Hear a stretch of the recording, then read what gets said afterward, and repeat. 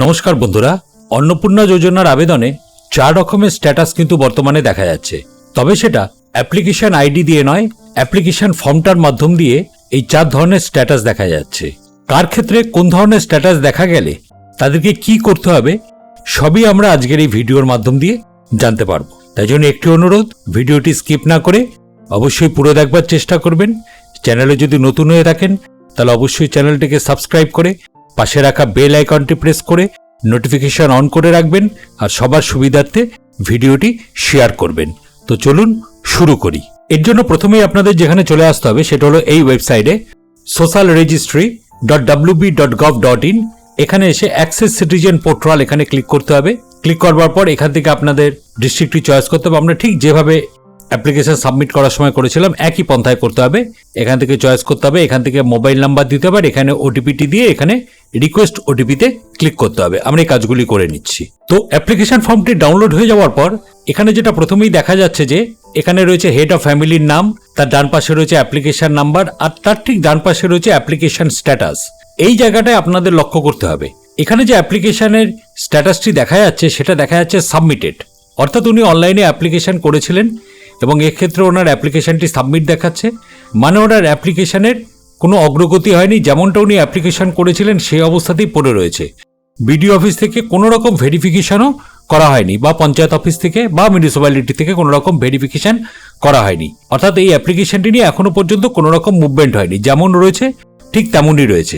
আশা করা যায় আগামী জুলাই মাসে অর্থাৎ 1 জুলাই যে অন্নপূর্ণা যোজনার টাকা পাওয়ার ঘোষণা করা হচ্ছে সেটা হয়তো উনি এক্ষেত্রে পাবেন না। যাদের ক্ষেত্রে সাবমিটেড এই স্ট্যাটাসটি শো করছে তারা হয়তো জুলাই মাসে হয়তো টাকা পাবেন না। যদি আপনারা ফলো করতে থাকবেন, যদি সাবমিটেড জায়গায় যদি অন্য কিছু দেখায়, যেটা আমরা আসছি পরবর্তী ক্ষেত্রে, তাহলে হয়তো আপনি টাকা পেয়ে যেতে পারেন জুলাই মাসের মাঝামাঝি। তবে এই ক্ষেত্রে 1 জুলাই কিন্তু এখনো পর্যন্ত, যেহেতু আজকে জুন শেষ হতে চললো, 1 জুলাই এখানে যেহেতু সাবমিটেড দেখাচ্ছে, সেই ক্ষেত্রে আপনি কিন্তু 1 জুলাই টাকা পাবেন না। আপনারটা নিয়ে এখনো পর্যন্ত কোনো মুভমেন্ট হয়নি, জাস্ট সাবমিটেড হয়ে রয়েছে। এবার পরের জনের অ্যাপ্লিকেশন স্ট্যাটাস আমি আরেকটা শেয়ার করছি। দেখুন, এখানে অ্যাপ্লিকেশনের ক্ষেত্রে যে ফর্মটিতে লেখা রয়েছে আপনার অ্যাপ্লিকেশনের স্ট্যাটাসের জায়গাটা লক্ষ্য করে দেখবেন।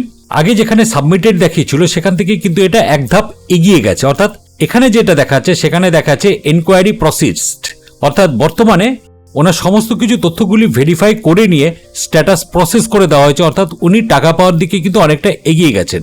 যাদের যাদের এরকম এনকোয়ারি প্রসেসড এই কথাটি দেখাচ্ছে, অর্থাৎ সাবমিটেডের পর এই স্ট্যাটাস শো করছে এনকোয়ারি প্রসেসড, যাদের দেখাবে তারা কিন্তু সম্ভবত 1 জুলাইতে যে টাকা পাওয়ার কথা সেটা কিন্তু হয়তো পেয়ে যাবেন। এরপর আরো একটা স্ট্যাটাস আপনাদের সাথে আমি শেয়ার করছি।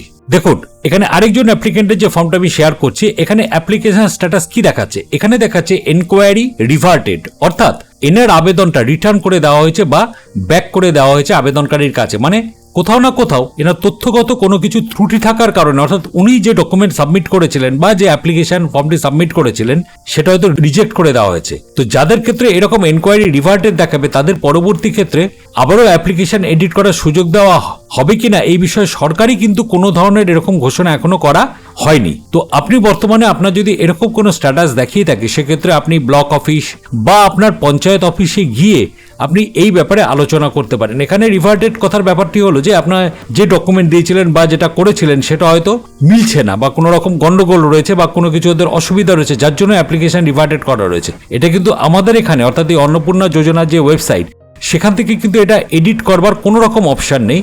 তাই জন্য আপনাকে হয় ব্লক অফিস, বেটার হয় ব্লক অফিস বা পঞ্চায়েত অফিসে গিয়ে আপনি এই ব্যাপারটা নিয়ে, যারা এগুলো দেখাশোনা করছেন তাদের সঙ্গে এই যে অ্যাপ্লিকেশন রিভার্টেড এই ব্যাপারটা নিয়ে আপনার আলোচনা করে দেখতে হবে। অর্থাৎ ওনার অ্যাপ্লিকেশনটি বাতিল হয়েছে বা রিজেক্ট করে দেওয়া হয়েছে বা ব্যাক করে দেওয়া হয়েছে, সব কথা বললেই চলে।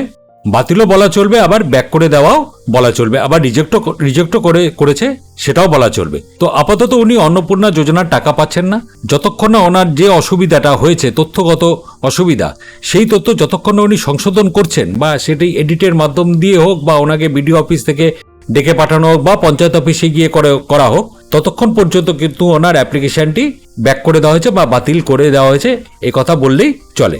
এবার দেখুন পরবর্তী আরেকটা স্ট্যাটাস আমি দেখিয়ে দিচ্ছি।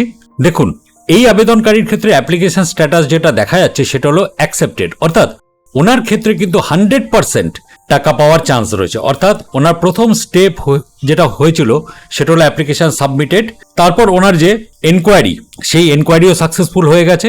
ওনার যে তথ্যগুলো সেগুলো সমস্ত কিছু বিডিও অফিসে যারা অফিসার রয়েছে তারা সমস্ত কিছু তথ্যগুলি দেখে নিয়ে ভেরিফাই করে দিয়েছেন এবং ওনারা স্যাটিসফাইড। সেই কারণে কিন্তু অ্যাপ্লিকেশনের ক্ষেত্রে দেখাচ্ছে অ্যাকসেপ্টেড। অর্থাৎ বলাই যায় আগামী 1 জুলাই এই অ্যাপ্লিকেন্ট 3,000 টাকা জুলাই মাসে পেতে চলেছেন। তো এই 4 ধরনের স্ট্যাটাস আমরা এখানে শেয়ার করলাম। আশা করি আপনাদেরও এরকম কিছু না কিছু স্ট্যাটাস দেখাবে। তো কাদের ক্ষেত্রে কীরকম স্ট্যাটাস দেখাচ্ছে অবশ্যই কমেন্ট করে আমাকে জানিয়ে দেবেন। তো আশা করি ভিডিওটি আপনাদের প্রত্যেকেরই কাজে লাগবে। তাই জন্য একটি অনুরোধ, চ্যানেলে যদি নতুন হয়ে থাকেন তাহলে অবশ্যই চ্যানেলটিকে সাবস্ক্রাইব করে দেবেন আর ভিডিওটিতে অবশ্যই একটা লাইক আর কমেন্ট করে দেবেন। ধন্যবাদ।